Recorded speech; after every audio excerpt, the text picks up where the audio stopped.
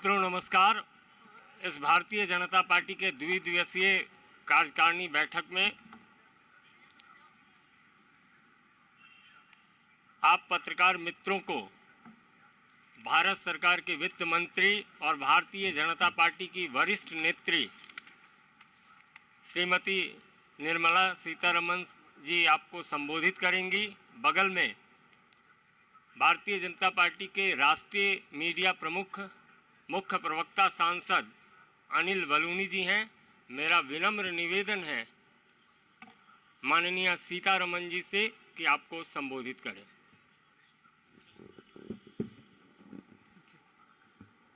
Namaskar, good evening.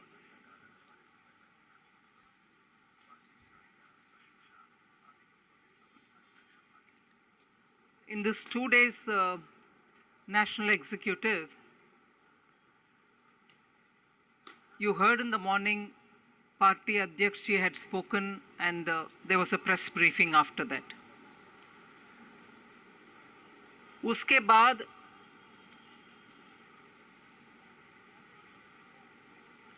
चार states का उनके अपने अपने पार्टी एक्टिविटीज को कैसे प्रोग्रेस हो रहा है उधर उसके ब्रीफिंग हुआ। त्रिपुरा, नागालैंड, मेघालय, कर्नाटका, इन स्टेट्स का हमारे स्टेट पार्टी अध्यक्ष और कर्नाटका के चीफ मिनिस्टर, कर्नाटका के अध्यक्ष के साथ और त्रिपुरा के चीफ मिनिस्टर, त्रिपुरा के पार्टी अध्यक्ष के साथ रिपोर्ट किए। चार स्टेट से त्रिपुरा जहां चीफ मिनिस्टर और पार्टी लीडर, कर्नाटका जहां चीफ मिनिस्टर और पार्टी प्रेसिडेंट, और नागालैंड और मेघालय, चारों का स्टेट्स का रिपोर्टिंग हुआ। उसके बाद टी ब्रेक के साथ आधा पौना घंटे के बाद जब दोबारा सब मिले, पॉलिटिकल रेसोल्यूशन का चर्चा शुरू हुआ। मतलब पॉलिटिकल रेसोल्यूशन का प्रस्तावना किरण रिजिजू जो लॉ मिनिस्टर हैं वो प्रस्तावना रखे और उसको अनुमोदन करने के लिए deputy chief minister of Uttar Pradesh Keshav Prasad Maurya ji उसका अनुमोदन किए। साथ में दूसरे अनुमोदन भी हुआ deputy chief minister of Karnataka Govind Karjol ji, वो भी। एक प्रस्ताव किरण रिजिजू के द्वारा पॉलिटिकल रेसोल्यूशन और उसका अनुमोदन करने के लिए दो डिप्टी चीफ मिनिस्टर्स, एक उत्तर प्रदेश का deputy chief minister Keshav Prasad Maurya जी और दूसरा गोविंद करजोल जो डिप्टी चीफ मिनिस्टर कर्नाटका। इस प्रस्ताव में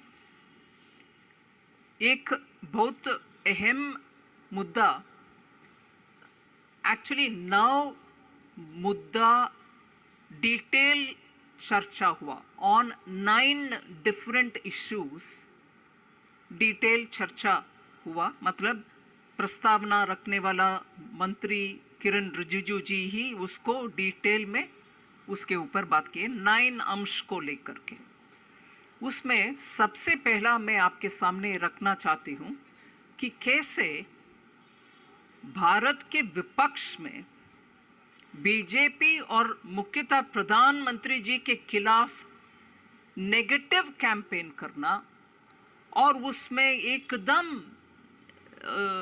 हल्के भाषा में या अब्यूसिव लैंग्वेज के साथ, नेगेटिव टोन के साथ प्रधानमंत्री जी को व्यक्तिगत नीचे दिखाते हुए भाषा के साथ बार बार जो नेगेटिव कैंपेन होते रहा, उन सब में लीगली कोर्ट एक के बाद दूसरा करके सुप्रीम कोर्ट तक मामला हर एक बार गया और सुप्रीम कोर्ट में हर एक बार उन 9 मुद्दे के ऊपर सुप्रीम कोर्ट के द्वारा नेगेटिव डिसीजन, मतलब ऑपोजिशन के खिलाफ डिसीजन जो हुआ, उससे ऑपोजिशन का कंप्लीट ये नेगेटिव कैंपेन को बार बार कोर्ट के द्वारा ऐसे जजमेंट के द्वारा उनको नकारते आए, ऑपोजिशन का नेगेटिव कैंपेन के ऊपर टीका टिप्पणी कोर्ट के द्वारा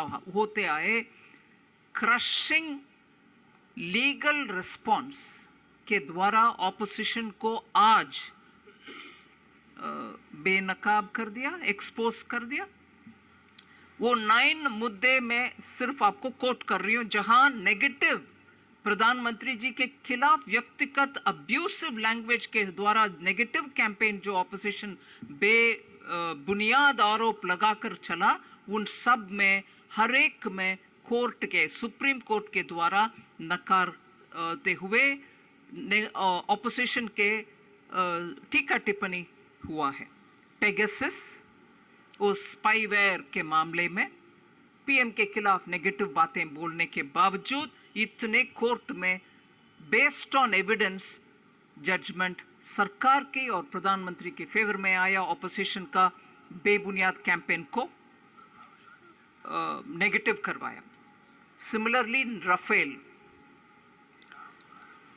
ये एनफोर्समेंट डायरेक्टरेट, तीसरी एनफोर्समेंट डायरेक्टरेट द्वारा मनी लॉन्ड्रिंग का केसेस चलाना और एनफोर्समेंट डायरेक्टरेट के ऊपर ही केसेस लगवाना और उसके ऊपर प्रश्न चिन्ह उठाना, इन सब के ये तीसरी।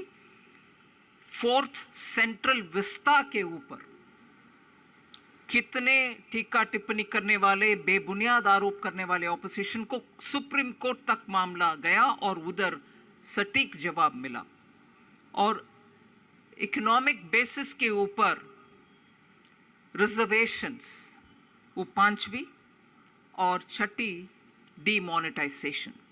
सो ऑपोजिशन हर बार पर्सनलाइज्ड कैंपेन और बेबुनियाद आरोप चलाते हुए आखिर जब मामला सुप्रीम कोर्ट तक गया, उनके बात साफ सुथरा हुआ। ये बात अच्छा विस्तार से प्रधानमंत्री जी का नीयत साफ है और उनके वर्चस्व ऐसे हैं, नॉन करप्ट लीडरशिप, देश के हित में काम करने वाले लीडरशिप, इसका एक बार अच्छा जिक्र हुआ और इसके ऊपर बातें हुई और प्रधानमंत्री जी को धन्यवाद किए कि ये इन 6 केसेस के ऊपर नेगेटिव कैंपेन को लीगली हम फाइट करके नकार दिया। सो अगर उसको एक विषय मानते हैं, मैंने बोला ये इकोनॉमिक पॉलिटिकल प्रस्तावना में 9 विषयों के ऊपर बात हुआ, मैं जल्दी उसको आपके सामने रखते हूं। Second most important issue is, आज ग्लोबल स्टेज में दुनिया भर में भारत की छवि इतना अच्छा है, इसमें माननीय प्रधानमंत्री जी के कोशिश के द्वारा, चाहे वो G20 हो, चाहे वो शंघाई कोऑपरेशन हो, चाहे वो शॉर्ट पीरियड का UN सिक्योरिटी काउंसिल का लीडरशिप क्यों ना हो, ऐसे करके हम प्रधानमंत्री जी का छवि और भारत के छवि, इसका रेस्पेक्टेबिलिटी और ब्रांडिंग अच्छा हुआ है। आपने शायद देखे हैं और नेशनल एग्जीक्यूटिव में भी इसका जिक्र सुबह भी हुआ, अभी किरण रिजिजू के बातों में भी हुआ कि बाली G20 समिट जो इंडोनेशिया के प्रेसिडेंसी में हुआ, उसमें जो बयान प्रधानमंत्री जी का था कि this is not an Ira for war, उसको उनके कम्युनिके में भी उसको कोट करके उपयोग किए उस समिट में।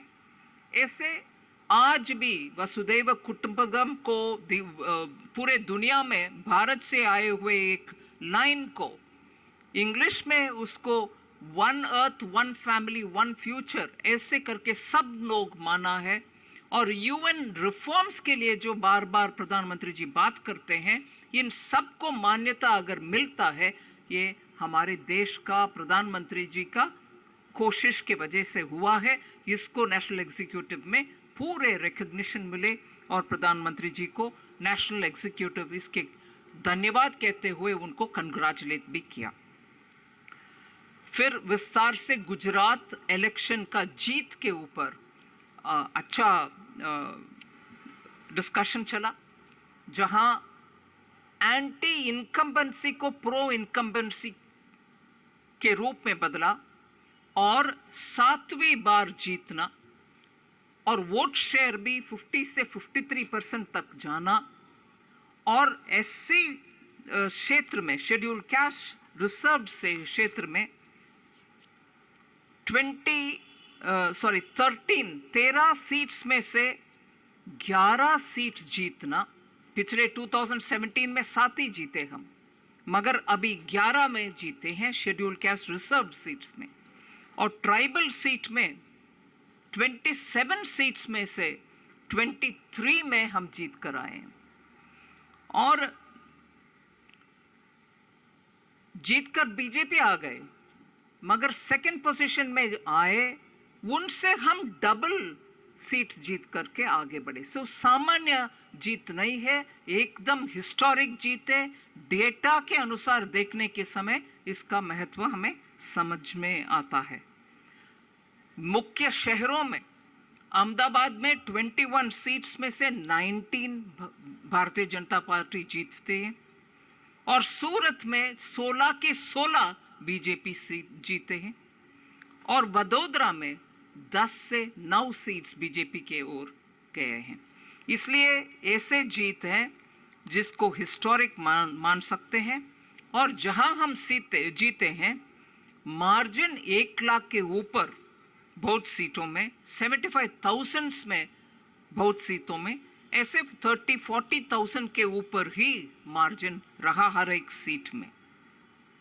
सो गुजरात की इस जीत को इस प्रस्तावना के द्वारा, और प्रस्तावना रखने वाले किरण रिजिजू भी, बाद में केशव प्रसाद मौर्य जी भी माने कि इसका इंपैक्ट आने वाले सभी असेंबली सीट्स के ऊपर होगा, और इसका इंपैक्ट 2024 लोकसभा चुनाव के ऊपर भी होगा, क्योंकि इसके साथ 2 लोकसभा बाई इलेक्शन भी भारतीय जनता पार्टी ने जीता, वो जो आजमगढ़ और रामपुर में, और रामपुर में लोक असेंबली भी हमने जीत कर आए। इसीलिए गुजरात के प्रभाव जरूर आने वाले असेंबली में और आने वाले लोकसभा सीटों में भी असर पॉजिटिवली पड़ेगा।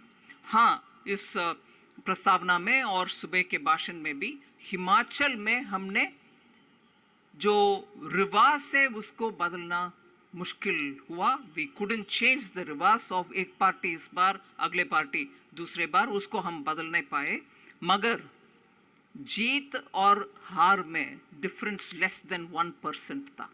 सो एकदम जीत तक पहुंचे मगर जीत नहीं पाए, लेस देन 1% मार्जिन ही था डिफरेंस जीतने वाले और हारने वाले, ये भी रिकग्निशन हुआ। फिर सुबह माननीय नड्डा जी के भाषण में भी ये जिक्र हुआ है, आने वाले हर असेंबली चुनाव जीत कर आना है, ये संकल्प बीजेपी कार्यकर्ता ने लेना है, ये भी इस प्रस्तावना में रखा गया है।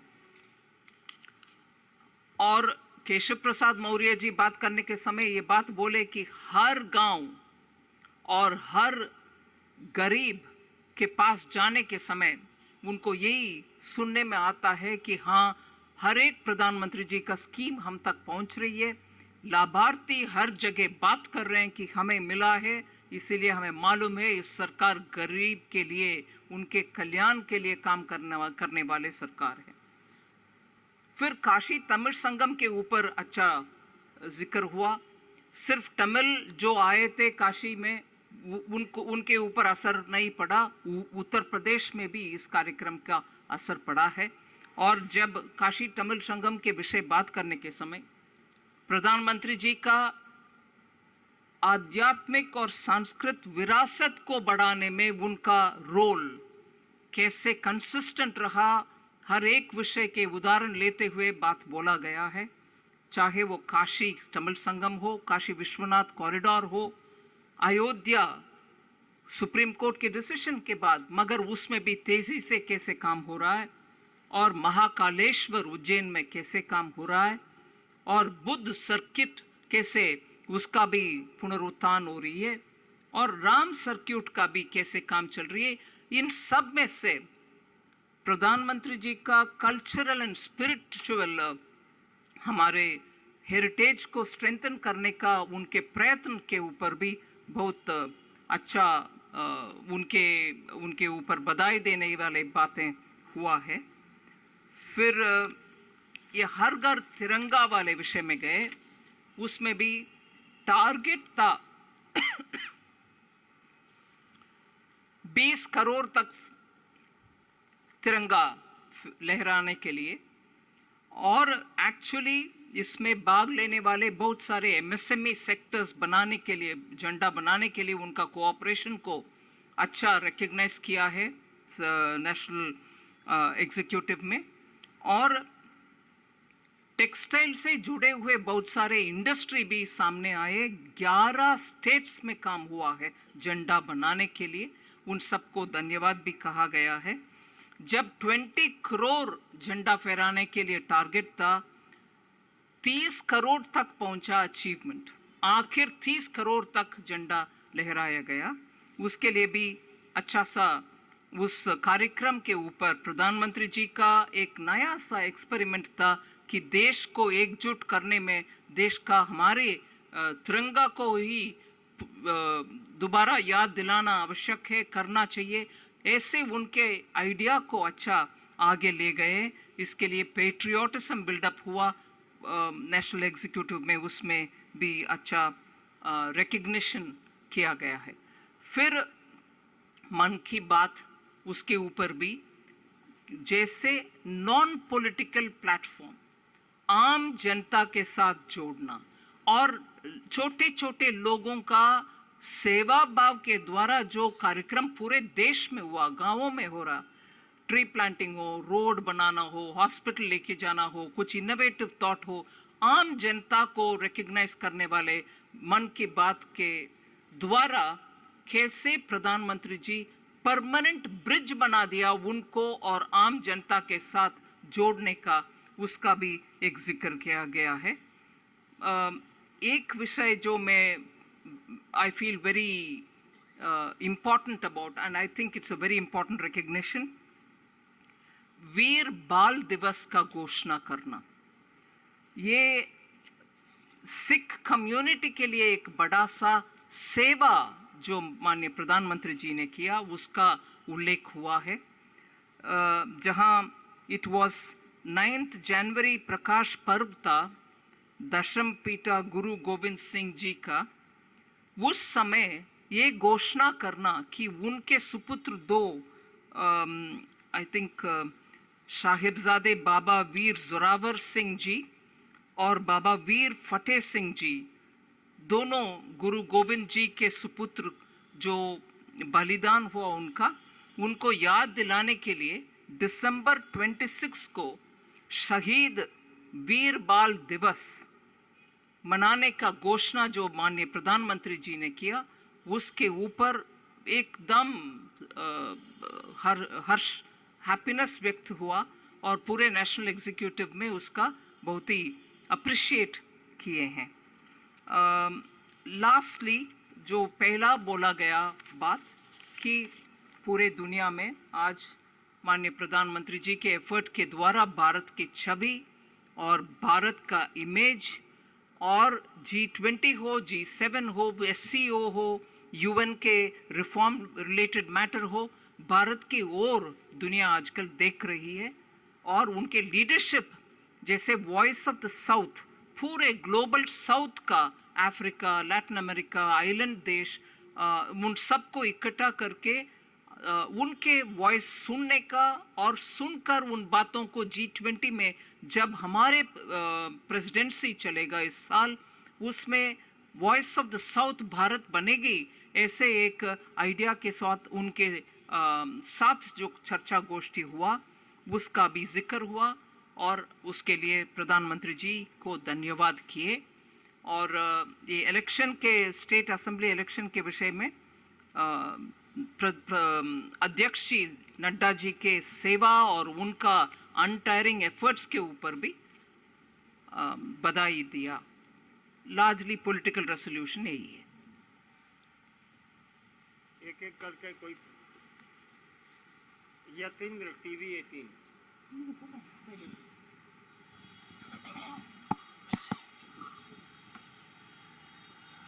मैडम वीरवाल दिवस की आपने चर्चा की, काफी प्रशंसा हुई, लेकिन कई सिख संगठन ऐसे थे वो इस नाम को बदलाव करने की उन्होंने डिमांड की, तो क्या इस पर चर्चा हुई कि इस नाम को चेंज करना चाहिए? जरूर चर्चा नहीं।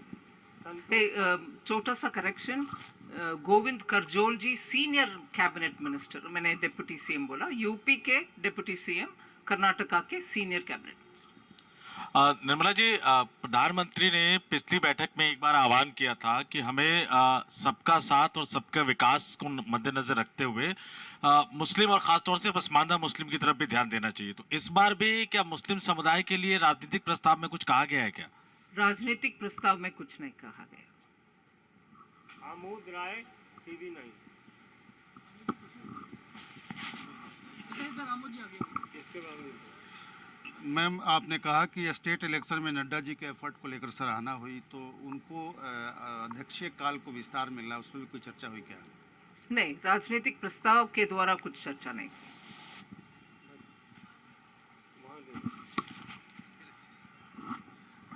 क्या इस प्रस्ताव में महिला सुरक्षा इन सबको लेकर के भी कोई चर्चा हुई है? जिस प्रकार से 2024 में लोकसभा चुनाव है, तो उन सबको लेकर के? नहीं, उसके ऊपर चर्चा नहीं हुई। अनामिका रत्ना। नेगेटिव कैंपेन जो चलाया गया विपक्ष की तरफ से, तमाम मुद्दों पर एससी ने उन्हें लेट डाउन किया, तो जो उपलब्धियां रही और जो नेगेटिव ये क्रिटिसिज्म रहा, उनको उपलब्धियों को लेकर भी कोई आगे कार्यक्रम चलाने की बात हुई? उपलब्धियों को लेकर ऐसा कोई प्रस्ताव किया गया? नहीं, आगे इन दोनों विषयों के उठा करके कार्यक्रम के विषय में कुछ भी इस प्रस्ताव के द्वारा बात नहीं किया। विकास भदौरिया।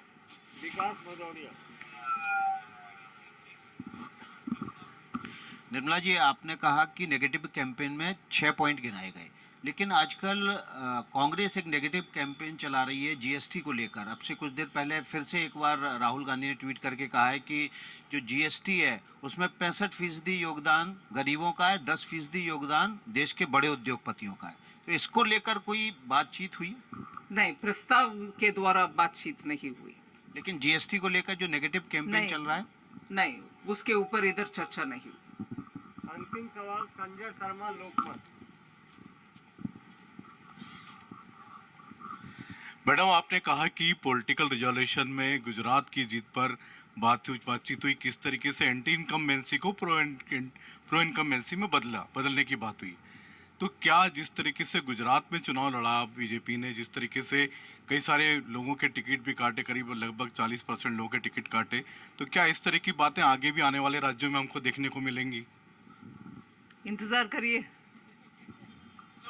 Thank you.